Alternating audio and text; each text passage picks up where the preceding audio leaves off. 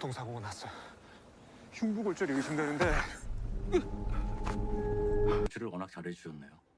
សួស្តីបងប្អូនទាំងគ្នាវិលមកជួបគ្នាម្ដងទៀតហើយថ្ងៃនេះអត់មានបានលើកយករឿងកូរ៉េរន្ធត់មួយមកសម្ដែងជូនបងប្អូនទាំងគ្នាទស្សនាដែលរឿងនេះមានចំណងជើងថា The Favor តឹមចេញនៅក្នុងឆ្នាំ 2025 នេះទេសាច់រឿងបាននិយាយពីភូមិមួយដែលមានបដាសាតគ្នាប៉ុន្តែអ្នកភូមិបែរជាត្រេកអរនឹងបដាសានឹងហើយគិតថាវាគឺជារឿងអភិនិហាអស្ចារ្យទៅវិញហើយតើអ្នកទាំងអស់គ្នានឹងធ្វើបែបណាបើសិនបើការស្នើសុំអ្វីមួយរបស់អ្នកទាំងអស់គ្នាគឺត្រូវតែមានការលះបង់របស់នោះពីមនុស្សម្នាក់ទៀតមានន័យថាមានអ្នកទទួលគឺត្រូវតែមានអ្នកបាត់បង់អញ្ចឹងណាចុងក្រោយក៏ត្រូវមានមនុស្សជាច្រើនអ្នកដែលត្រូវរងគ្រោះខ្លះដល់បាត់បង់ជីវិតដោយសារតែបណ្ដោះសារនឹងអញ្ចឹងបើចង់ដឹងថារឿងរ៉ាវបែបណានោះពួកយើងចូលទៅកាន់ការសម្ដែងទាំងអស់គ្នា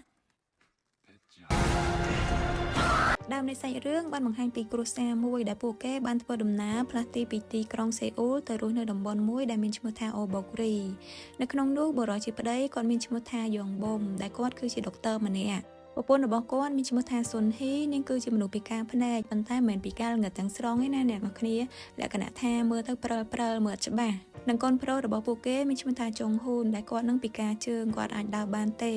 ពេលមកដល់ផ្ទះថ្មីហើយដុកទ័រយ៉ុងបុំក៏ចង់ជួយលើកកូនប្រុសរបស់គាត់ដាក់នៅលើរទេះរុញប៉ុន្តែចុងហ៊ូនគេបែរជាបដិសេធគេអត់ត្រូវការឲ្យប៉ាគេជួយគេទេគេសុកចិត្តព្យាយាមឡើងនៅលើរទេះដោយខ្លួនឯងហើយគ្រាន់តែពួកគេចូលមកដល់ក្នុងផ្ទះភ្លាមក៏មានសត្វក្អែកមួយបានហើរមកទុំលើដំបូលផ្ទះរបស់ពួកគ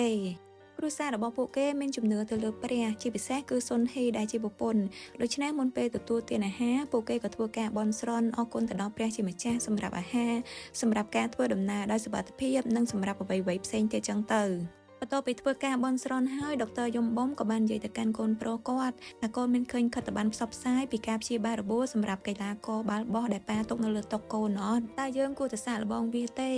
េគាត់និយាយអញ្ចឹងឃើញលោកថាចុងហ៊ូនគេអាចត្រឡប់ទៅលេងបាល់បោះវិញបានអញ្ចឹងណាពីព្រោះថាមុនពេលពិការចុងហ៊ូនគេធ្លាប់ជាអ្នកលេងបាល់បោះដល់ប៉ាកែម្នាក់ហើយមើលទៅគាត់និយាយក៏ដូចជាចង់លើកទឹកចិត្តទៅដល់យ៉ុងហ៊ូនដែរកុំឲ្យគេអស់សង្ឃឹមប៉ុន្តែចុងហ៊ូនបានតបទាំងមិនសប្បាយចិត្តទៅកាន់គាត់វិញថាខ្ញុំឈប់លេងបាល់បោះទៀតហើយគឺជាពាក្យសម្ដីដែលអស់សង្ឃឹមនឹងខ្លួនឯងពីព្រោះគេដឹងថាគេមិនអាចត្រឡប់ទៅដូចដើមអញ្ចឹងណាប៉ារបស់គេបានសុំទោសគេនិងព្យាយាមនិយាយលើកទឹកចិត្តគេប៉ុន្តែមិនបានធ្វើឲ្យចុងហ៊ុនសប្បាយចិត្តទេបែរជាធ្វើឲ្យកើតមានភាពតានតឹងរវាងឪពុកកូនទៅវិញពីព្រោះថាចុងហ៊ុននឹងមើលទៅគាត់បាក់ទឹកចិត្តគាត់គិតថាខ្លួនឯងបានខ្លាយជាមនុស្សអត់បានការម្នាក់សម្បីតែទៅរៀនក៏ត្រូវអង្គុយលើរទេះរុញខុសពីក្មេងៗដទៃទៀតដែរកំពុងតែនិយាយហ្នឹងក៏ស្រាប់តែមានសត្វក្អែកមួយបានហោះចូលមកក្នុងផ្ទះរបស់ពួកគ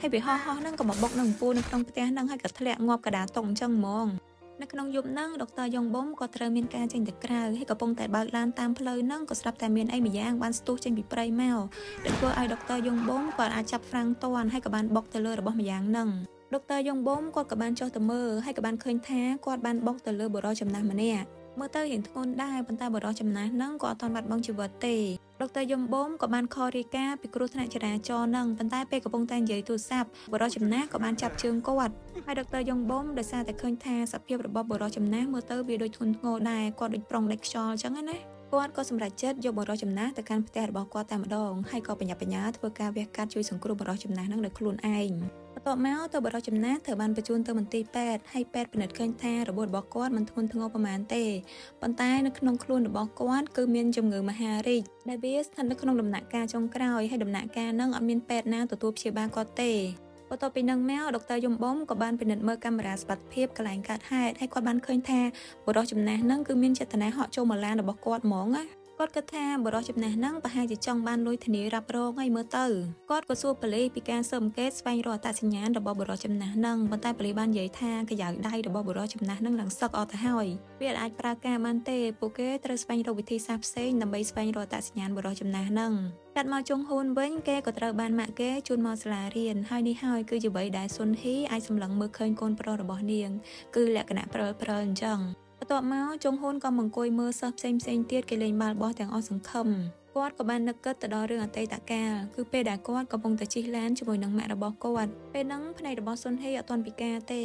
េហើយពេលហ្នឹងគឺចុងហ៊ុនគេទៅតែប្រកួតបាល់បោះហើយថែមទាំងទទួលបានពានរង្វាន់ថែមទៀតគេក្រុងនឹងយកដំណឹងល្អហ្នឹងទៅប្រាប់ប៉ារបស់គេប៉ុន្តែមិនទាន់បានប្រាប់ឯណាពេលកំពុងតែជិះឡានហ្នឹងក៏ស្រាប់តែមានឡានធំមួយបានបើកបុកទៅលើឡានរបស់ពួកគេពេញទំហឹងតែម្ដងស៊ុនហ៊ីនឹងត្រូវរងរបួសនៅលើឡានពានរង្វាន់របស់ចុងហ៊ុនត្រូវបានធ្លាក់បាក់បែករីឯរាងកាយរបស់ចុងហ៊ុនវិញក៏ត្រូវឃ្លាតឆ្ងាយពីឡានហ ហើយនេះហើយគឺជាមូលហេតុដែលធ្វើឲ្យចុងហ៊ូនត្រូវបានពិការជើងរីឯម៉ាក់របស់គាត់ត្រូវពិការភ្នែកកាត់មកស៊ុនហេនៅផ្ទះនេះវិញនាងកំពុងតែព្យាយាមប្រើភ្នែកដើម្បីសម្លឹងមើលស្លឹកឈើដែលនៅក្នុងផ្ទះហ្នឹងពេលហ្នឹងដុកទ័រយំបំក៏បាននាំបរិសុទ្ធចំណាស់ត្រឡប់ទៅកាន់ផ្ទះរបស់ពួកគេវិញដោយគាត់សម្រេចចិត្តឲ្យបរិសុទ្ធចំណាស់ស្នាក់នៅផ្ទះរបស់ពួកគេប្រហែលថ្ងៃសិនពីព្រោះថាអត្តសញ្ញាណគាត់មិនទាន់ត្រូវបានរកឃើញឲ្យដឹងថាផ្ទះសម្បែងគាត់នៅណាអញ្ចឹងណាហើយបរិសុទ្ធចំណាស់ហ្នឹងក៏ស្រាប់តែដើរទៅពិនិត្យមើលស្លឹកឈើដែលស៊ុនហេនឹងបានកាន់មើលមិញហ្នឹងយ៉ាងចម្លែកលោកនៅក្នុងយប់ហ្នឹងចុងហ៊ូនដែលកំពុងតែគេងលក់ក៏ស្រាប់តែភ្ញាក់ដឹងខ្លួនដូចជាយល់សប្បុអាក្រក់ពេលដែលគេសម្លឹងទៅកាន់ចុងជើងក៏ស្រាប់តែមានដៃមកគូលោកចាប់ជើងរបស់គេនិងវាឡើងមករកគេយ៉ាងគួរឲ្យខ្លាច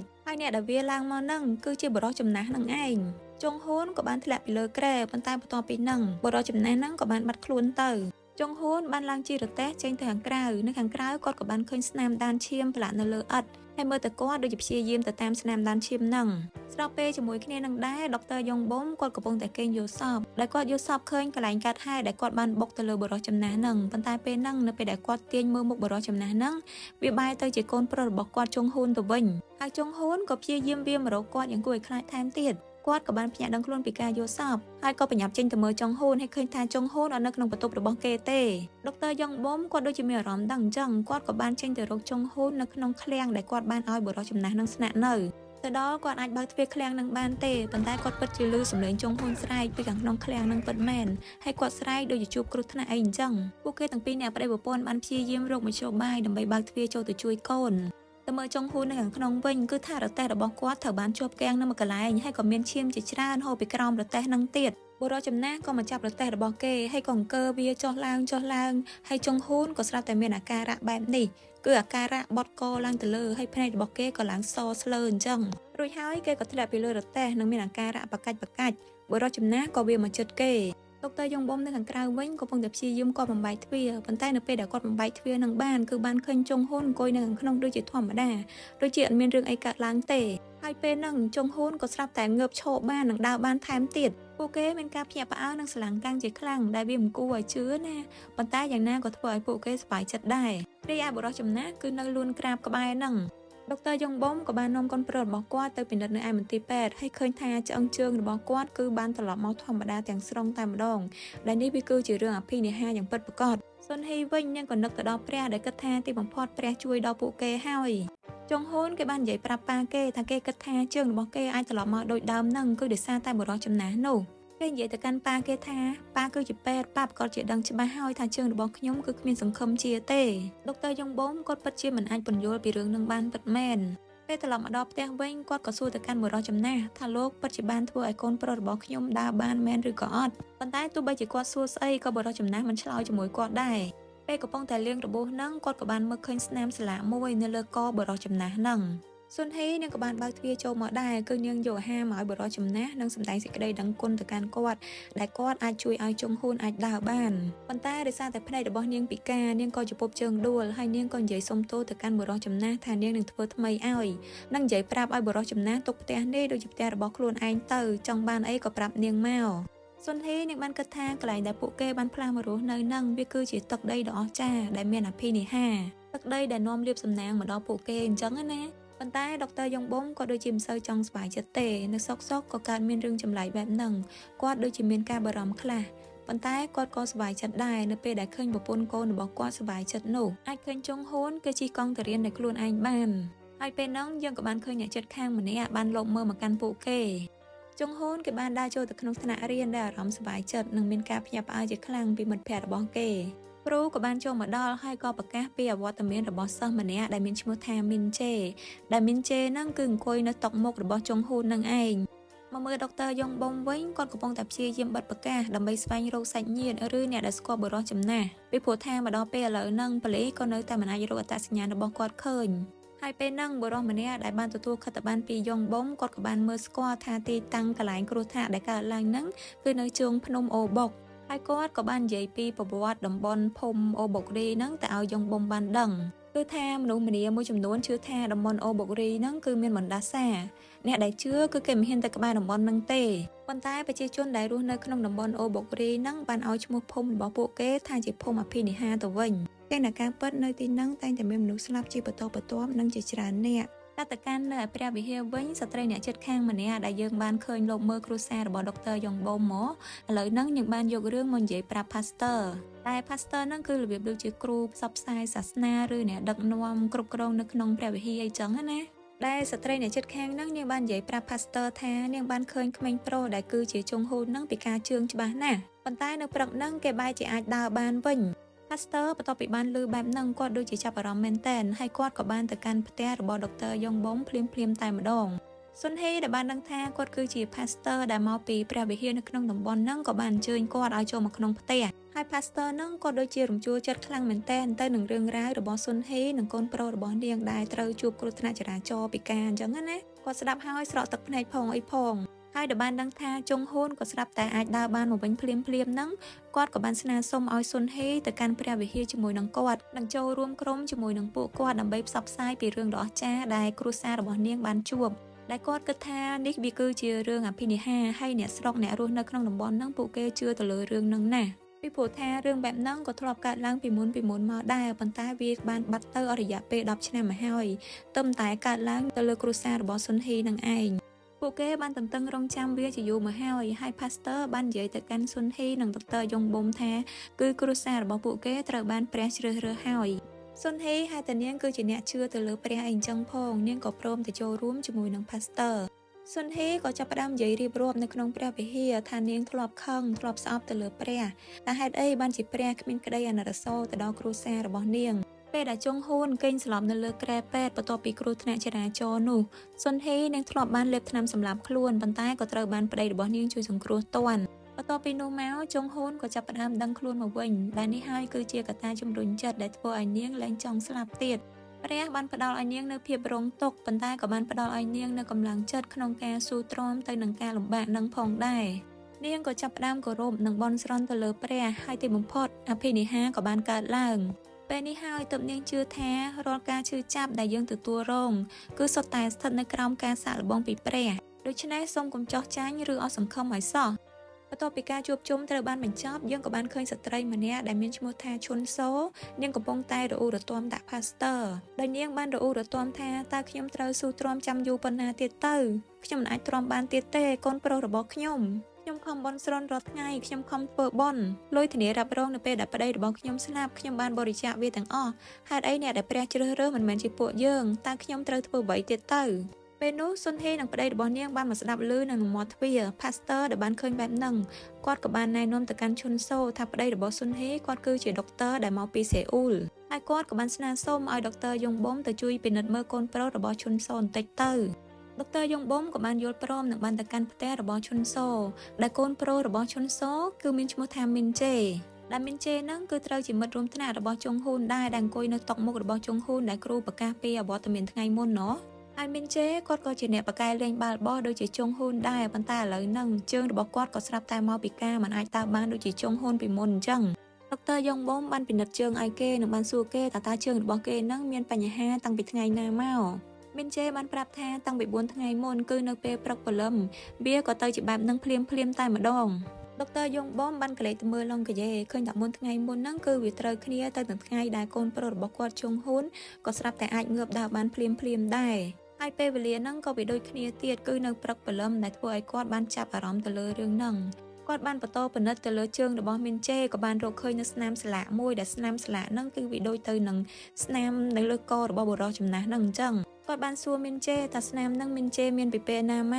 កមីនជេបាននិយាយថាវាទើបតែកើតឡើងទេគឺប្រហែលជាកើតឡើងស្របពេលដែលជើងរបស់គាត់លែងអាចដើរបាននឹងឯងនៅក្នុងយប់នោះគាត់បានភ្ញាក់ពីសបិនអាក្រក់ហើយជើងរបស់គាត់ក៏ស្រាប់តែមានបញ្ហាភ្លាមតែម្ដងដុកទ័រយ៉ងបូមគាត់កាន់តែមានអារម្មណ៍សង្ស័យមែនតើនៅពេលដែលគាត់ត្រឡប់ទៅដល់ផ្ទះគាត់ក៏បញ្ញាប់ទៅឆែកមើលជើងកូនប្រុសរបស់គាត់ហើយឃើញថានៅលើជើងរបស់ជុងហ៊ូនក៏មានស្លាកស្នាមស្លាកដូចជាមីនជេដែរប៉ុន្តែជុងហ៊ូនគាត់បានចាប់អារម្មណ៍ដឹងទេថាស្នាមស្លាកហ្នឹងវាបានកើតឡើងនៅពេលណានោះដុកទ័រយ៉ងបូមគាត់បានដឹងថាក្មេងទាំងពីរប្រកាសជាត្រូវបានបដូរជើងគ្នាហើយនេះប្រកាសជាស្នាដៃរបស់បុរសចំណាស់គាត់ក៏បញ្ញាប់ទៅរកបុរសចំណាស់នៅក្នុងឃ្លាំងហើយពេលដែលគាត់ដើរចូលទៅហ្នឹងក៏ជន់ទៅលើរបស់អីម្យ៉ាងដែលគួរឲ្យខ្ពើមខ្លាំងមែនតើមើលទៅវាដូចជាបំណែកស្បែកតបៅដែរឥឡូវហលួយមិនទេហើយមានឈាមផងអីផងនេះហើយវាប្រឡាក់បតិបតាពេញទីហ្នឹងដុកទ័រយ៉ងបូមគាត់បានសួរទៅកាន់បុរសចំណាស់ទាំងកំផឹងតើលោកបានធ្វើអីហេតុអីបានជាលោកធ្វើអញ្ចឹង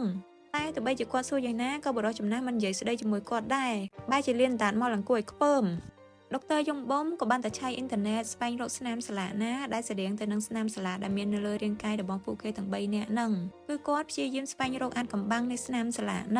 ងហើយពេលហ្នឹងគាត់ក៏បានរកឃើញនៅសារព័ត៌មានដែលគេបានចុះផ្សាយពីស្នាមសម្លាកចម្លែកទាំងហ្នឹងដែលវាសុទ្ធតែត្រូវបានរកឃើញនៅលើសាកសពមនុស្សស្លាប់បានមកមើលបរិសុទ្ធចំណាស់ណែវិញរាងកាយរបស់គាត់ដូចឡើងអាឡេះអាលួយមិនទេកញ្ចក់អីហ្នឹងគឺថាល្បេះជ្រុះម្ដងមួយ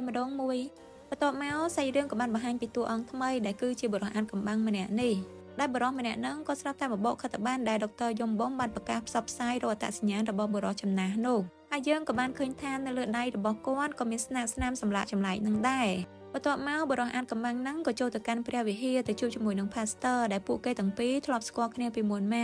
បរិសុទ្ធអាថ៌កំបាំងបាននិយាយទៅកាន់ផាស្ទ័រថាគាត់នឹងជួយផាស្ទ័រម្ដងទៀតដោយដែលគាត់បានជួយផាស្ទ័រកាលពី10ឆ្នាំមុនអញ្ចឹងយើងក៏បានដឹងថាកាលពី10ឆ្នាំមុនហ្នឹងមានក្មេងស្រីពិការរាងកាយម្នាក់ដែលនាងស្រាប់តែជាសះស្បើយភ្លាមយ៉ាងមិនគួរឲ្យជឿហើយគ្រប់គ្នាបានគិតថានេះគឺជាអភិនិហាដែលកើតឡើងដោយសារតែការបន់ស្រន់ពីព្រះវិហារងាកមកកាន់ដុកទ័រយងបំវិញគាត់ស្រាប់តែដើរបកចេញនៅខិត្តប័ណ្ណដែលគាត់ផ្សព្វផ្សាយស្វែងរកអត្តសញ្ញាណបរិសុទ្ធចំណាស់នឹងប្រមូលយកទៅវិញទាំងអស់មើលទៅគាត់ដូចជាលែងចង់ឲ្យអ្នកដទៃរកឃើញអត្តសញ្ញាណបរិសុទ្ធចំណាស់នឹងហើយគាត់ដូចចង់លាក់ទុកបរិសុទ្ធចំណាស់នឹងមិនដឹងថាគាត់ចង់ធ្វើស្អីទេ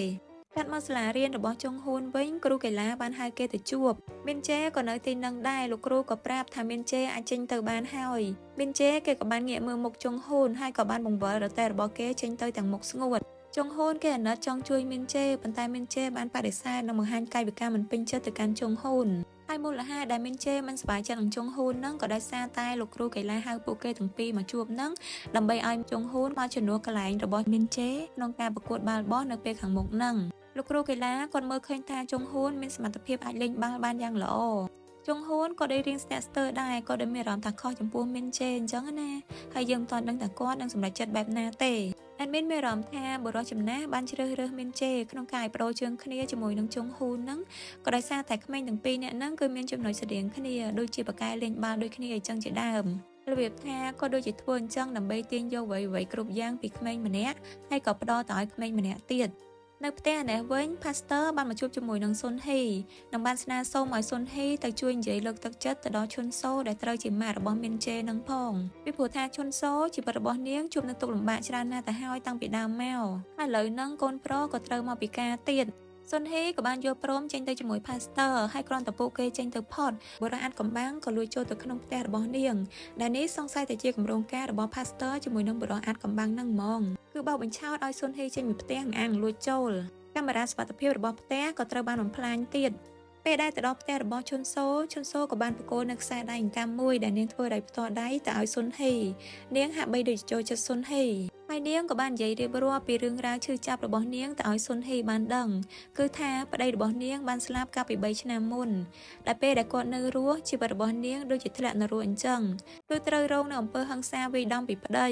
ប៉ុន្តែនាងក៏នៅតែមិនអាចចាកចេញទៅណាបានដោយសារតែកូនតែនៅយប់មួយប្តីរបស់នាងស្វឹងហើយគាត់ក៏បានល្អដួលធ្លាក់ចូលទៅក្នុងបលាយទឹកស្លាប់ទៅប៉ុន្តែគ្រប់គ្នាបែរជាគិតថាគឺឈុនសូនឹងជាអ្នកច្រានប្តីខ្លួនឯងសម្លាប់ទៅវិញជីវិតរបស់នាងបានរួចផុតពីប្តីកំណាចពិតមែនប៉ុន្តែក៏ត្រូវរស់នៅយ៉ាងឯកោពីអ្នកម្ដាយកូនដែលមនុស្សមួយចំនួនគេរើសអើងនិងនិយាយខ្សឹបខ្សៀវថានាងគឺជាឃាតករអញ្ចឹងណាប៉ុន្តែឈុនសូបានបដិញ្ញាថានាងនឹងមិនល្វីល្វល់នឹងសម្ដីមនុស្សទាំងនោះឡើយគាត់តែបខំចិញ្ចឹមបីបាច់មានជេឲ្យបានល្អបំផុតដើម្បីឲ្យគេធំឡើងមានមោទនភាពប៉ុន្តែឥឡូវហ្នឹងមានជេបែរជាមកជួបរឿងអាក្រក់បែបហ្នឹងទៅវិ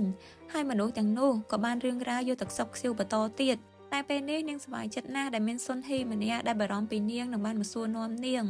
ាងថែមទាំងបានសុំស៊ុនហេរាប់អានគ្នាដូចជាបងប្អូនថែមទៀតហើយស៊ុនហេក៏បានបដិសេធដែរប៉ុន្តែពេលហ្នឹងស៊ុនហេក៏មានសំណើមួយទៅកាន់ឈុនសូដែរដោយនាងបានសុំទៅកាន់ឈុនសូថាតើខ្ញុំអាចប៉ះភ្នែកនាងបន្តិចបានអត់ឈុនសូមានអារម្មណ៍ថាចម្លែកដែរដែលនឹងសុកមកចង់ប៉ះភ្នែករបស់នាងអញ្ចឹងណាប៉ុន្តែនាងក៏យកព្រមឲ្យប៉ះមកមើលមានជេវិញគេកំពុងតែសង្ងំនៅក្នុងតារាងបាល់តែម្នាក់ឯងហើយក៏ព្យាយាមងើបឈរឡើងប៉ុន្តែនៅតែមិនអាចធ្វើបានដុកទ័រយងបំបានឈរសម្លឹងមើលគេដែលក្តីអាណិតនិងមានអារម្មណ៍ថាខុសហើយគាត់មកទីហ្នឹងគឺដើម្បីមកមើលកូនប្រុសរបស់គាត់ហាត់បាល់គឺថាចុងហ៊ួនគាត់យកព្រមចូលរួមប្រកួតជំនួសកន្លែងរបស់មានជេហើយស្របពេលដែលកូនប្រុសរបស់គាត់អាចត្រឡប់មកបំពេញក្តីសម័យខ្លួនឯងបានក្មេងប្រុសម្នាក់ទៀតវិញកំពុងតែព្យាយាមយ៉ាងអស់សង្ឃឹមតែម្នាក់ឯងកំ ពងតែឈរមើលនឹងទូរស័ព្ទរបស់គាត់ក៏លោតសញ្ញាមកប្រាប់ថាមានអីដែលអត់ប្រក្រតីកើតឡើងនៅផ្ទះគឺគាត់បានភ្ជាប់ប្រព័ន្ធសុវត្ថិភាពផ្ទះជាមួយនឹងទូរស័ព្ទអញ្ចឹងណាហើយដែលឃើញបែបហ្នឹងគាត់ក៏បញ្ញាប់ត្រឡប់ទៅកាន់ផ្ទះរបស់របរមួយចំនួននៅក្នុងផ្ទះត្រូវបានរើកកាយដុកទ័រយ៉ុងប៊ុំបានដើរឆែកមើលគ្រប់កន្លែងគ្រប់បន្ទប់ប៉ុន្តែមិនបានរកឃើញជនសង្ស័យណាម្នាក់នៅក្នុងផ្ទះរបស់គាត់ឡើយតែគាត់ក៏ស្រាប់តែនឹកឃើញថានៅមានកន្លែងមួយទៀតដែលគាត់មិនទាន់បានទៅឆែកដែលវាគឺជាឃ្លាំងរបស់បុរសចំណាស់កាត់មកមើលនៅក្នុងឃ្លាំងនឹងវិញគឺថាបុរសអាចកំបាំងនឹងពិតជានៅក្នុងឃ្លាំងនឹងពិតមែនហើយគាត់បាននិយាយទៅកាន់បុរសចំណាស់ថាលោកដឹងអត់ថាខ្ញុំខំតាមរកលោកយូរប៉ុណ្ណាហើយគាត់ក៏បានគ្រាបុរសចំណាស់បំរុងយកចេញទៅប៉ុន្តែដុកទ័រយ៉ុងប៊ុំក៏បានចូលមកទាន់គាត់បានសួរទៅកាន់បុរសអាចកំបាំងថាឯងជាអ្នកណាហើយចង់យកគាត់ទៅណាបុរសអាចកំបាំងបានខ្វល់នឹងសម្ដីគាត់ឡើយហើយក៏បន្តគ្រាបុរសចំណាស់យកចេញទៅដូចជាអត់មានរឿងអីកើតឡើងដុកទ័រយ៉ុងប៊ុំក៏បានដាក់ក្បាលបុរសអាចកំបាំងនឹងមួយកែវដែលគាត់កាន់នៅដៃនឹងតែម្ដងហើយពួកគេទាំងពីរក៏ចាប់ផ្ដើមបតែបន្ទប់គ្នាទៅវិញទៅមកហើយទីបំផុតបុរសអាចកំបាំងក៏បានច្រានដុកទ័រយ៉ុងប៊ុំឲ្យដួលហើយគាត់ថែមទាំងបានបើកម៉ាស់ឲ្យដុកទ័រយ៉ុងប៊ុំឃើញមុខរបស់គាត់ថែមទៀតគាត់ក៏បាននិយាយទៅកាន់ដុកទ័រយ៉ុងប៊ុំថាបន្ទាប់ពីខ្ញុំបានព្យាយាមធ្វើរឿងគ្រប់យ៉ាងហេតុអីបានត្រូវជាលោកទៅវិញហើយអ្នកដតីដឹងថារឿងរ៉ាវទាំងអស់កើតឡើងដោយសារតែបុរសចំណាស់តើលោកគិតថាលោកអាចរក្សាអភិនិហារបស់លោកបានទៀតទេកុំល្ងងគិតតែខ្លួនឯងជាមនុស្សពិសេសត្រូវបានជ្រើសរើសស្អីនោះអភិនិហាគឺជារបស់ខ្ញុំតាំងពីដើមមកម្លេះនិយាយហើយគាត់ក៏បន្តគ្រាបុរសចំណាស់យកចេញទៅប៉ុន្តែនៅពេលដែលចេញទៅដល់ខាងក្រៅគាត់ក៏ត្រូវបានជង់ហូនដែលសង្ងំពួនចាំនៅខាងក្រៅនឹងដាក់ក្បាលគាត់មកជាប់ស្លាប់បាត់ទៅហើយរឿងហ្នឹងពួកគេក៏បានប្តឹងប៉ូលីសដែរប៉ុន្តែគាត់ថាពួកគេបានដោះលែងខ្លួនបុរសអាចកំបាំងនឹងឲ្យចាក់ចេញទៅបាត់ទៅហើយមុនពេលប៉ូលីសមកដល់នោះហើយដុកទ័រយ៉ុងប៊ុំក៏បានកុហកប៉ូលីសទៀតថាគាត់មិនបានចាំពីភិនភាគច្បាស់របស់អ្នកដែលលួចចូលនៅក្នុងផ្ទះរបស់គាត់នឹងទេតែដែលពួកគេធ្វើបែបហ្នឹងគឺប្រហែលជាពួកគេមិនចង់ឲ្យរឿងរ៉ាវអាចកំបាំងរបស់បុរសចំណាស់នឹងវិបែកធ្លាយនឹងឯងពួកគេខ្លាចថាអភិនិហាដែលពួកគេទទួលបានគឺនឹងត្រូវបាត់បង់ទៅវិញប៉ូលីសគេក៏បានធ្វើការស្រាវជ្រាវហើយក៏បានរកឃើញនៅជនសង្ស័យដែលជនសង្ស័យហ្នឹងគឺជាបុរសអាចកំបាំងនឹងឯងពីព្រោះថាមានអ្នករាយការណ៍អះអាងប្រាប់ប៉ូលីសចឹងណាតែពេលដែលប៉ូលីសយករូបថតរបស់បុរសអាចកំបាំងហ្នឹងទៅឲ្យដុកទ័រយ៉ុងប៊ុំមើលដុកទ័រយ៉ុងប៊ុំនៅតែព្យាយាមកុហកមកប៉ូលីសដែលគាត់អះអាងយ៉ាងច្បាស់ថាមិនមែនជាបុរសម្នាក់ហ្នឹងទេដែលចូលមកក្នុងផ្ទះរបស់គាត់នោះហើយតាមរយៈរូបថតហ្នឹងយើងក៏បានដឹងថាបុរសអាចកំបាំងហ្នឹងគាត់មានឈ្មោះថាអូដុងជីនហើយគាត់ក៏ជាជនសង្ស័យស្រាប់ដែលប៉ូលីសកំពុងតែស្វែងរកចាប់ខ្លួនដូចគ្នាពាក់ព័ន្ធទៅនឹងករណីឃាតកម្មនិងដុតភ្លើងកាលពី10ឆ្នាំមុនអញ្ចឹងឥឡូវហ្នឹងអេដមីននឹងហៅបុរសអាចកំបាំងហ្នឹងថាដុងជីនវិញសម្បីតែស៊ុនហេក៏ត្រូវបានប្តីនឹងកូនរបស់នាងលាក់រឿងហ្នឹងមកឲ្យដឹងដែរដុកទ័រយ៉ុងប៊ុំគ្រាន់តែប្រាប់នាងថាកុំឲ្យរឿងហ្នឹងវែងឆ្ងាយទៀតអីហើយពួកគេក៏តែព្យាយាមលាក់ការសម្ងាត់ពីរឿងដែលបុរសចំណាស់នៅក្នុងផ្ទះរបស់ពួកគេស៊ុនហេនាងសង្ស័យហើយក៏សួរគាត់ថាតើបងមានអីលាក់បាំងនឹងខ្ញុំមែនជុងហូននឹងក៏ជួយនិយាយម្នាក់ទៀតដោយប្រាប់ម៉ាក់របស់គេថាមិនគួរឲ្យអ្នកក្រៅដឹងពីរឿងបុរសចំណាស់នៅផ្ទះរបស់ពួកគេនឹងទេហើយការពិតទៅជុងហូនគេក៏បានដឹងដែរថាជើងរបស់គេនឹងគឺបានមកពីមីនជេនឹងឯងហើយពីអ្នកប៉ាកូនគេនឹងក៏រៀងអាត្មានិយមដែរដែលចង់បានរបស់គេដែលមិនព្រមឲ្យវាបាត់បង់ទៅវិញក្នុងអារម្មណ៍របស់មីនជេក៏ដូចជាមិនសនុកដែរប៉ុន្តែគាត់ព្យាយាមនិយាយប្រាប់ខ្លួនឯងថានេះមិនមែនជាកំហុសរបស់គាត់ទេដុកទ័រយ៉ុងប៊ុំក៏កំពុងតែឆែកមើលពីព័ត៌មានដែលបានចុះផ្សាយកាលពី10ឆ្នាំមុនទាក់ទងទៅនឹងអគ្គិភ័យដែលកើតឡើងនៅក្នុងភូមិអូបូរីនឹងដែលប៉ូលីសបានសង្ស័យទៅលើដុងជីនណូព័ត៌មានបានចុះផ្សាយថាការដែលដុងជីនគាត់ធ្វើអញ្ចឹងដោយសារតែគាត់បាននិយាយថាអ្នកភូមិបានលួចយកអភិនិហារបស់គាត់ហើយការនឹងព័ត៌មានក៏បានចុះផ្សាយដែរពីក្មេងស្រីម្នាក់ដែលនាងពិការរាងកាយទាំងស្រុងប៉ុន្តែនៅសុកនាងក៏ជាសះស្បើយមកប្រក្រតីធម្មតាដែលសូម្បីតែវិទ្យាសាស្ត្រក៏មិនអាចពន្យល់ពីរឿងនឹងបានដែរហើយប្រជាជនបានជឿថាវាគឺជាអភិនិហាដែលកើតឡើងដោយសារតែការបន់ស្រន់ពីព្រះវិហារបន្ទាប់ពីអានព័ត៌មាននឹងហើយដុកទ័រយ៉ុងប៊ុំបានទៅឈរនៅមុខឃ្លាំងរបស់បុរសចំណាស់ហើយឥឡូវនឹងឃ្លាំងបុរសចំណាស់ចាក់សោច្បាក់ឡើងប៉ុណ្ណាណីដើម្បីកុំឲ្យណាគេចូលមកលួចបុរសចំណាស់នឹងទៅបានទៀតតែដុកទ័រយ៉ុងប៊ុំគាត់ក៏មានអារម្មណ៍សោកស្ដាយដែរដែលរឿងនឹងមិនគួរណាកើតឡើងទៅលើគាត់តាំងពីដំបូងសោះគាត់បានសួរថាហេតុអីបានជាលោកមកបង្ហាញខ្លួននៅចំពោះមុខខ្ញុំបន្ទាប់មកគាត់បានចូលទៅក្នុងឃ្លាំងប៉ុន្តែគាត់បែរជាមិនបានឃើញបុរសចំណាស់នៅលើគ្រែគេងរបស់គាត់ទេហើយវាដូចជាមានអីចម្លែកនៅក្នុងឃ្លាំងនឹងដែលធ្វើឲ្យគាត់ភ័យខ្លាចនិងចេះតែដើរថយក្រោយភ្លាមហ្នឹងក៏លេចរូបរាងរបស់បុរសចំណាស់នៅខាងក្រៅមកចាប់ជើងរបស់គាត់ដែលធ្វើឲ្យគាត់ដេកដួលនៅហ្នឹងហើយបុរសចំណាស់ហ្នឹងក៏បានលួនមករកគាត់និងនិយាយទៅកាន់គាត់ថាគឺលោកចង់រក្សាអភិនិហានោះទុកមិនអញ្ចឹងនិយាយហើយគាត់ក៏ស្ទុះមករកដុកទ័រយ៉ុងប៊ុំយ៉ាងលឿនហើយឈុតក៏បានកាត់ត្រឹមហ្នឹង នៅពេលព្រឹកឡើងកំពុងតែអង្គុយញ៉ាំអាហារដុកទ័រយ៉ុងបុំគាត់បានឃើញថាដៃរបស់គាត់ក៏ស្រាប់តែប្រែទៅជាគួរឲ្យខ្លាចដូចជាដៃបុរសចំណាស់ហ្នឹងអញ្ចឹងតែភ្លាមហ្នឹងវាក៏ប្រែមកធម្មតាវិញគាត់មានអារម្មណ៍អត់ស្រួលទេហើយក៏សម្រេចចិត្តបបួលប្រពន្ធនិងកូនរបស់គាត់ត្រឡប់ទៅសេអ៊ូលវិញប៉ុន្តែចុងហ៊ុនគេបែរជាមិនព្រមទៅវិញជាដាច់ខាតរីឯសុនហេវិញនាងបាននិយាយថានាងមិនដឹងថាដុកទ័រយ៉ុងបុំបានលាក់បាំងរឿងអីពីនាងទេប៉ុន្តែនាងក៏មិនព្រមទៅវិញដែរដុកទ័រយ៉ុងបុំបានសួរនាងថានាងព្រមទៅនឹងដោយសារតែរឿងអភិនិហានឹងមែនហើយតើនាងចង់ទទួលបានអភិនិហាដូចជាចុងហ៊ុនដែរមែនអត់ដែលអ្វីទាំងអស់នេះគឺសុទ្ធតែជាការពិតសុនហេនាងពិតជាចង់ឲ្យភ្នែករបស់នាងអាចមើលឃើញមកវិញជាខ្លាំងមើលពីខាងក្រៅទៅនាងដូចជារឹងមាំប៉ុន្តែតាមពិតគឺនាងតែងតែតូចចិត្តអស់សង្ឃឹមហើយពេលខ្លះទៅលួចយំក៏មានពេលហ្នឹងដុកទ័រយ៉ុងបុំក៏សម្រេចចិត្តប្រាប់នាងនៅការពិតតែជើងរបស់ចុងហ៊ុនត្រូវបានប្រូគ្នាជាមួយនឹងជើងរបស់មីនជេដែលត្រូវជាកូនប្រូរបស់ឈុនសូហ្នឹងគឺចុងហ៊ុនមិនខុសពីលួចជើងរបស់មីនជេទេសុនហេនាងមិនជឿអ្វីដែលប្តីរបស់នាងនិយាយទេនាងបានថាឲ្យគាត់ទាំងហួសចិត្តថាបងគឺជាឪពុកគេមិនក៏បងនិយាយពាក្យហ្នឹងទៅរួចបន្ទាប់ពីចេញពីហ្នឹងទៅសុនហេក៏ស្រាប់តែចូលទៅរកបរិសចំណាស់ហើយបរិសចំណាស់ឥឡូវហ្នឹងគឺថាមុខគាត់កាន់តែអាឡែះអាលួយចេញឈាមពេញហ្នឹងសុនហេចូលទៅហ្នឹងគឺចូលទៅសុំបរិសចំណាស់ឲ្យជួយឲ្យភ្នែករបស់នាងអាចភ្លឺមើលឃើញមកវិញគឺថានាងអាចចាំទៅលើការបន់ស្រន់ព្រះអីទៀតទេនាងជឿថាបរិសចំណាស់គឺជាអ្នកធ្វើឲ្យចុងហ៊ុនដើរបានដូច្នេះគាត់ក៏អាចធ្វើឲ្យភ្នែករបស់នាងភ្លឺបានដូចគ្នានាងក៏បានយកដៃទាំងពីររបស់បរិសចំណាស់មកដាក់លើភ្នែករបស់នាងហើយពេលហ្នឹងបរិសចំណាស់ក៏ស្រាប់តែព្រោះឈាមប្រឡាក់ពេញមុខនាងហើយខ្សែដៃអង្កាមដែលឈុនសូបានបកគលឲ្យនាងវាក៏បានជ្រុះធ្លាក់អស់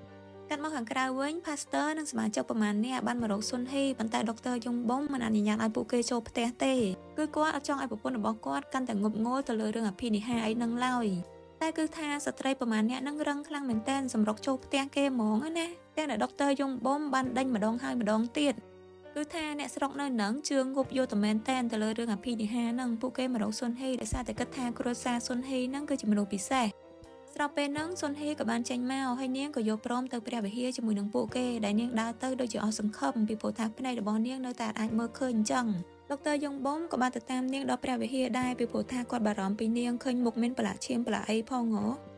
សុនហេនាងក៏បានឡើងនិយាយថានាងនៅតែមិនអស់សង្ឃឹមទោះព្រះមិនទាន់ជួយឲ្យភ្នែករបស់នាងអាចមើលឃើញក៏ដោយនាងនៅតែបន្តធ្វើការបន់ស្រន់ឲ្យដល់ទីបំផុតហើយនិយាយមកដល់ត្រឹមហ្នឹងភ្នែករបស់នាងវាក៏ស្រាប់តែឈឺស្របពេលជាមួយគ្នានឹងដែរមីនជេដែលកំពុងតែនៅក្នុងបន្ទប់ទឹកសាលារៀននេះវិញភ្នែករបស់គេក៏ស្រាប់តែឈឺដូចគ្នាហើយវាក៏ចាប់ផ្ដើមមានឈាមស្រក់តក់ចេញពីភ្នែករបស់គេឈាមកាន់តែហូរច្រើនឡើងមីនជេគេបានស្រែកឡើងដោយការឈឺចាប់ជាខ្លាំងមីនជេហ្នឹងគេប្រកាសជាត្រូវបដូរភ្នែកគ្នាជាមួយនឹងសុនហេទៀតហើ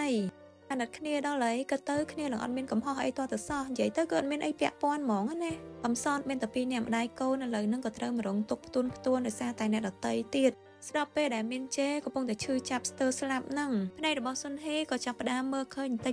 ិចម្ដងរហូតដល់នាងអាចត្រឡប់មកមើលឃើញបានដូចដើមទាំងស្រុងនាងសប្បាយរីករាយណាស់ដែលគិតថាព្រះបានបំពេញបំណងប្រាថ្នារបស់នាងហើយដែលនាងបានដឹងទេថានាងបានលួចកៅភ្នែកមកគូពីក្មេងប្រុសមិនដឹងអីម្នាក់មីនជេនៅតែបន្តស្រ័យដោយការឈឺចាប់នៅក្នុងបន្ទប់ទឹកហ្នឹងហើយឈាមរបស់គេបានហូរស្រក់ពេញឡាបូហ្នឹងបន្ទាប់ពីនឹងមកសុនហេក៏បានទៅមន្ទីរពេទ្យដើម្បីពិនិត្យកៅភ្នែករបស់នាងហើយឃើញថាវាបានត្រឡប់មកប្រក្រតីទាំងស្រុងនាងសប្បាយចិត្តណាស់ប៉ុន្តែដុកទ័រយ៉ុងបុំវិញគាត់មិនអាចមានអារម្មណ៍សប្បាយចិត្តដូចជានាងទេក្នុងចិត្តគាត់គិតថាតើនឹងមានរឿងអីកើតឡើងបន្ទាប់ទៀតកំពុងតែឈរចាំប្រពន្ធគាត់នៅមុខបន្ទប់ពេទ្យហ្នឹងក៏ស្រាប់តែមានសម្លេងស្ត្រីម្នាក់បានស្រែកយំឡូឡានៅក្នុងពេទ្យដុកទ័រយ៉ុងបុំគាត់បានដើរទៅមើលហើយគាត់មានការស្លុតចិត្តជាខ្លាំងនៅពេលដែលបានឃើញថាស្ត្រីម្នាក់ហ្នឹងគឺជាឈុនសូដែលនាងស្រែកយំហ្នឹងដោយសារតែកូនប្រុសរបស់នាងមីនជេត្រូវបានគេបញ្ជូនមកកាន់មន្ទីរពេទ្យទាំងមានរបួសភ្នែកហូរឈាមជោកជាំបើចុងហ៊ូននៅឯសាលារៀនគេក៏បានដឹងរឿងហ្នឹងដែរគេកំពុងតែឈរនៅបន្ទប់ទឹកដែលសុទ្ធតែឈាមរបស់មីនជេហ្នឹងហើយគេក៏ដឹងថាភ្នែករបស់មីនជេត្រូវបានបដូរជាមួយនឹងភ្នែកម៉ាក់គេពេលហ្នឹងប៉ារបស់គេក៏បានខលមកនឹងហើយគេប្រញាប់ត្រឡប់ទៅកាន់ផ្ទះឥឡូវហ្នឹង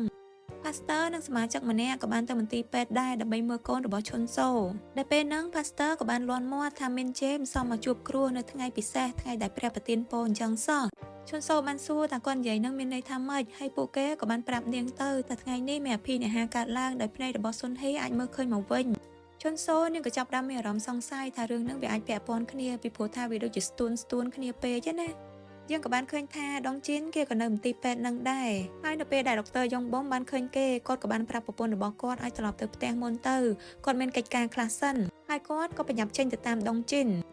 សុនហេពេលដែលនៅតែម្នាក់ឯងនាងក៏ទទួលបានការខលពីឈុនសូហើយនាងអត់បានដឹងទេថាឈុនសូក៏កំពុងតែនៅក្នុងមន្ទីរពេទ្យនឹងដែរគឺនៅចិត្តនាងនឹងឯងហើយមើលទៅនាងដូចជាស្ទាក់ស្ទើរមិនចង់លើកលែងរបស់ឈុនសូសោះនៅពេលដែលនាងចុចទទួលឈុនសូគ្រាន់តែសួរថាតើនាងនៅណាសុនហេក៏បានចុចបិទវិញភ្លាមម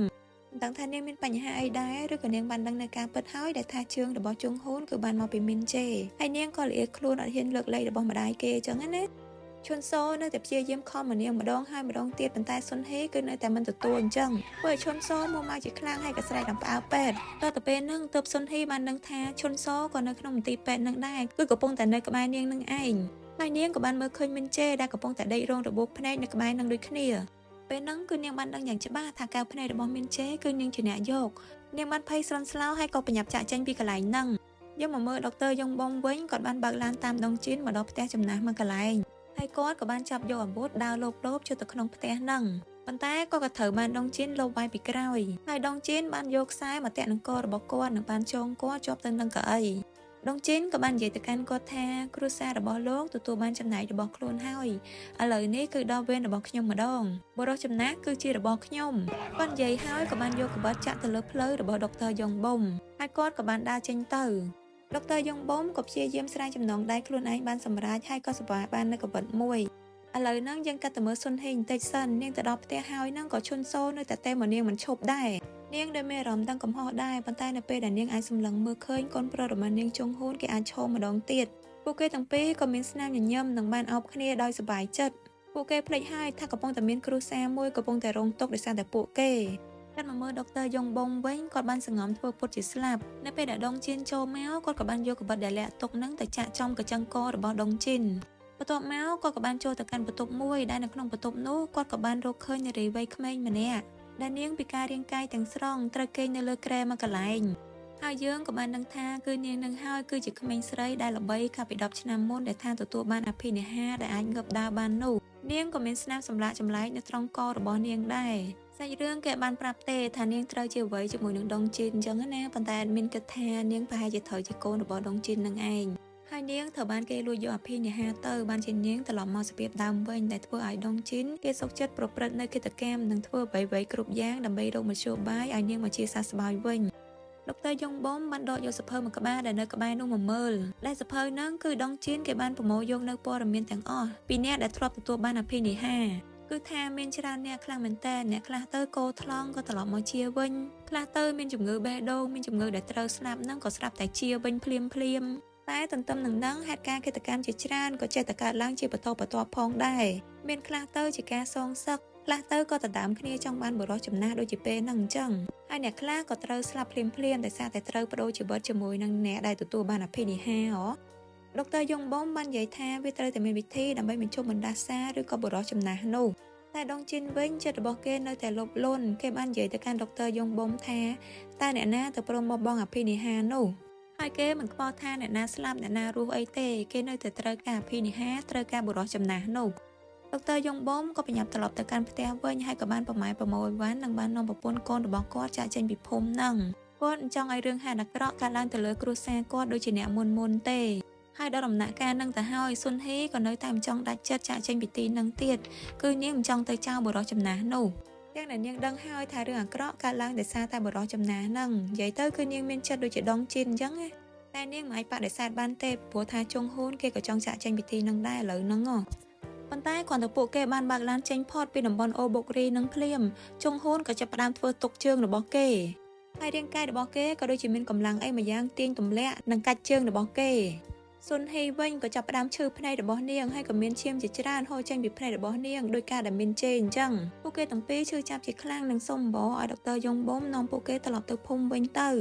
ដុកទ័រយ៉ុងបុំក៏មិនចង់ទៅវិញទេប៉ុន្តែដោយសារតែគាត់មិនអាចទ្រាំមើលប្រពន្ធនិងកូនរបស់គាត់ឈឺចាប់បានគាត់ក៏សុកចិត្តបកឡានត្រឡប់ទៅវិញទៅដល់គាត់ក៏ប្រញាប់ចូលទៅសុំទោសបុរសចំណាស់និងសុំបោឲ្យគាត់ជួយឲ្យស៊ុនហេនិងជុងហ៊ូនត្រឡប់មកដូចដើមវិញមកបុរសចំណាស់មិននិយាយស្ដីទេតែគិតតែពេលសម្លឹងមើលមុខគាត់ធ្វើសញ្ញាដូចជាចង់បានអ្វីមួយអញ្ចឹងណាដុកទ័រយ៉ុងបុំបានសួរថាតើលោកត្រូវការអ្វីពីខ្ញុំ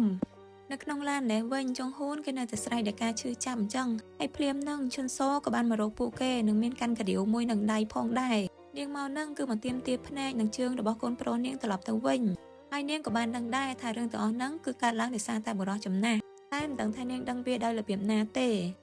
េសុនហ៊ីវិញចិត្តរបស់នាងនៅតែលោភលន់អញ្ចឹងនាងបានបដិសេធធ្វើជាមិនដឹងរឿងហើយនាងបានព្យាយាមចង់ឲ្យឈុនសូទៅជួបបុរសចំណាស់ដើម្បីយកកែវភ្នែកនិងជើងកូនប្រុសរបស់នាងត្រឡប់ទៅវិញឡើយពេលចូលទៅដល់ក្នុងឃ្លាំងឈុនសូក៏ស្រែកសួរទៅកាន់បុរសចំណាស់ថាកូនប្រុសរបស់ខ្ញុំខុសអីហេតុអីបានជាគេដុកទ័រយងបំបានដើរទៅរកនាងនិងប្រាប់ឲ្យនាងស្ងប់អារម្មណ៍ប៉ុន្តែដោយសារតែកំហឹងទៅនឹងគ្រួសារដុកទ័រយងបំនាងក៏បានវាត់គាត់មកកាដៀវត្រូវចំដៃរបស់គាត់ហើយនាងក៏ទាមទារចង់បានបុរសចំណាស់ទៅសុនហ៊ីក៏បានតាមចូលមកក្នុងនឹងដែរហើយនាងបាននិយាយទៅកាន់ឈុនសូថានៅទីនេះគ្មានអ្វីដែលជារបស់កូនប្រុសនាងទេឆាប់ចេញទៅសុនហ៊ីនឹងនាងនៅតែមិនព្រមទទួលស្គាល់ការពិតអញ្ចឹងឈុនសូក៏បានសើចទាំងហួសចិត្តនិងនិយាយទៅកាន់ពួកគេថានឹងហើយគឺជាតនកម្មរបស់ពួកអ្នកឯងគឺតនកម្មដែលត្រូវបាត់បង់ភ្នែកនិងជើងវិញអញ្ចឹងណានាងក៏ស្រែកសួរទៅកាន់បុរសចំណាស់ថាចុះកូនប្រុសរបស់ខ្ញុំវិញជើងនិងភ្នែករបស់គេនៅណាគឺពួកគេបានលួចវាពីកូនប្រុសរបស់ខ្ញុំបុរសចំណាស់នឹងក៏ស្រាប់តែព្រមនិយាយនៅក្នុងពេលហ្នឹងថាបើនាងចង់បានវានាងទៅយកវាទៅឈុនសូនេះហាក់ដូចជាយល់ន័យរបស់បុរសចំណាស់នឹងថាចង់ឲ្យនាងសម្លាប់ពួកគេអញ្ចឹងហើយនាងបានស្ទុះទៅរកសុនហ៊ីប៉ុន្តែដុកទ័រយងបំនៅនឹងគាត់មិនព្រមឲ្យនាងសម្លាប់ប្រពន្ធគាត់ឡើយគាត់គ្រាន់តែព្យាយាមចាប់នាងដែលហ៊ានតដៃជាមួយនឹងនាងឡើយអញ្ចឹងហើយទៅធ្វើឲ្យគាត់រងរបួសជាច្រើនកន្លែងដែរទីបំផុតឈុនសូវិញនឹងយកកាដៀវនឹងចាក់ទៅលើមុខរបស់គាត់ទៅហើយប៉ុន្តែពេលហ្នឹងសុនហ៊ីក៏មកចាប់បោចសក់របស់នាងនឹងច្រាននាងចេញសុនហ៊ីនៅតែនិយាយទៅកាន់នាងថានៅទីនេះគ្មានអ្វីដែលជារបស់នាងទេទាំងបុរសចំណាស់ទាំងអភិនិហាទាំងអស់គឺជារបស់ពួកយើងហើយនាងក៏បានសុំឲ្យបុរសចំណាស់បកគោលកៅភ្នែករបស់នាងនិងជើងកូនប្រុសរបស់នាងត្រឡប់មកវិញមកនិយាយហើយនឹងនាងក៏បំរុងយករបស់រឹងវេក្បាលឈុនសូឲ្យស្លាប់តែម្ដងតែឈុនសូមិនមែនភ្នែកល្ងឹតដូចជានាងឯណាឈុនសូក៏បានដាក់មកកាដៀវចំបំពង់ករបស់សុនហ៊ីធ្វើឲ្យនាងហូរឈាមដេកដួលនៅលើទ្រូងប្តីរបស់នាងសម្ដីចុងក្រោយនាងបាននិយាយទៅកាន់ប្តីរបស់នាងថាខ្ញុំបានធ្វើពុតជាមិនដឹងព្រោះខ្ញុំចង់បានវាជាខ្លាំងខ្ញុំសុំទោសនិយាយហើយនាងក៏បានដាច់ខ្យល់ស្លាប់ទៅធ្វើឲ្យដុកទ័រយងបំឈឺចាប់ជាខ្លាំងតែពិតទៅការជឿទៅលើព្រះពិតប្រាកដគឺត្រូវតែមានចិត្តស្មោះត្រង់មិនត្រូវលោភលន់ដូចជាសុនហ៊ីឡើយបន្ទាប់ពីសម្រាប់សុនហ៊ីហើយឈុនសូក៏បានវាទៅចិត្តបុរសចំណាស់និងសួរថាតើនាងត្រូវធ្វើអ្វីទៀតសូមជួយកូនប្រុសរបស់ខ្ញុំផងដុកទ័រយងបំដែលសារតែកំហឹងនឹងចង់សងសឹកឲ្យប្រពន្ធគាត់ក៏បានចូលទៅចាប់ច្របាច់កដើម្បីសម្លាប់ឈុនសូវិញប៉ុន្តែពេលហ្នឹងដោយសារតែគាត់បានឮឈុនសូស្រែកហៅឈ្មោះរបស់មីនជេគាត់ក៏បានដឹងខ្លួនមកវិញថាគ្រួសាររបស់គាត់ក៏មានកំហុសដែរយើងស្រឡាញ់គ្រួសារយើងគេក៏ស្រឡាញ់គ្រួសារគេដូចគ្ន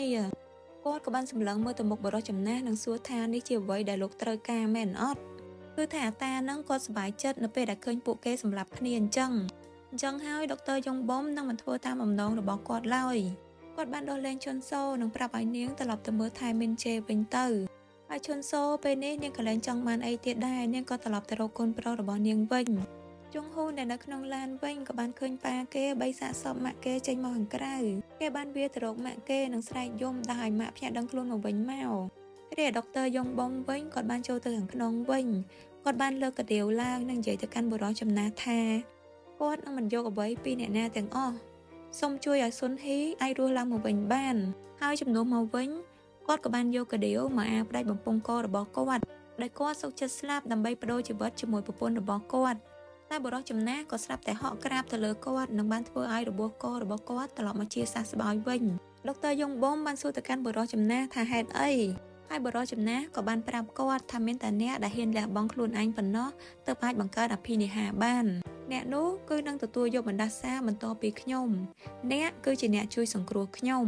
ំហើយរាងកាយរបស់បុរសចំណាស់ក៏ត្រូវបានឆាបឆេះដោយភ្លើងនិងរលាយคล้ายទៅជាផេះអស់ទៅអញ្ចឹងបានន័យថាគាត់បានរួចផុតពីបណ្ដាសានិងបានរួចផុតពីភាពរងទុក្ខហើយអ្នកដែលត្រូវរងទុក្ខបន្តពីគាត់គឺជាដុកទ័រយងបំនឹងឯងដុកទ័រយងបំគឺជាអ្នកជួយសង្គ្រោះគាត់នៅខាងក្រៅវិញយើងក៏បានឃើញថាសុនហ៊ីពិតជាបានភ្ញាក់ដឹងខ្លួនមកវិញតាមអ្វីដែលដុកទ័រយងបំត្រូវការពិតមែនហើយនៅចុងបញ្ចប់នៃសាច់រឿងយើងក៏បានឃើញឡានមួយគ្រឿងកំពុងតែបើកបរតាមផ្លូវនៅក្នុងតំបន់អូបូរីហ្នឹងហើយឡានហ្នឹងក៏បានបើកបុកទៅនឹងរបស់អ្វីម្យ៉ា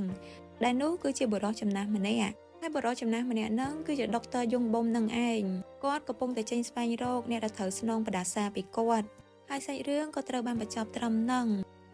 នៅក្នុងរឿងហ្នឹងគឺអត់មានអាណិតមានជេរជាងគេជាពិសេសនៅកន្លែងដែលគាត់ត្រូវបាត់បង់ភ្នែករបស់គាត់កន្លែងហ្នឹងគឺគាត់ឈឺចាប់ខ្លាំងមែនទែនសាច់រឿងហ្នឹងក៏បានឆ្លុះបង្ហាញពីភាពអយុត្តិធម៌ដែរពេលខ្លះមនុស្សដែលមិនពាក់ព័ន្ធទាល់តែសោះក៏ត្រូវមករងគ្រោះដោយសារតែអ្នកដទៃដែលមានចិត្តលោភលន់ ឈុនសូនិងកូនប្រុសរបស់នាងមានជីវិតលំបាកណាស់ទៅហើយពួកគេរស់នៅសុំតែសុខតែប៉ុណ្ណោះបុណ្យទានក៏ធ្វើប៉ុន្តែបែរជាមិនត្រូវជួបនៅសំណាងអាក្រក់បែបហ្នឹងទៅវិញជីវិតជាក់ស្ដែងពេលខ្លះគឺអញ្ចឹងពិតមែនតែអ្វីដែលកើតហើយគឺមានតែព្រមទទួលយកតែប៉ុណ្ណោះដូចជាឈុនសូអញ្ចឹងចុងក្រោយនាងក៏សុខចិត្តបោះបង់នាងមិនត្រូវការឲ្យអ្នកផ្សេងត្រូវមករងគ្រោះដោយសារតែកូនប្រុសរបស់នាងឡើយចំណែកឯដុកទ័រយ៉ុងបំវិញចុងក្រោយក៏ត្រូវទទួលរងនឹងបណ្ដាសាដោយសារតែគាត់មិនព្រមទទួលយកអ្វីដែលបានកើតឡើងគាត់នៅតែត្រូវការអភិនិហាត្រូវការឲ្យប្រពន្ធរបស់គាត់រស់ឡើងវិញ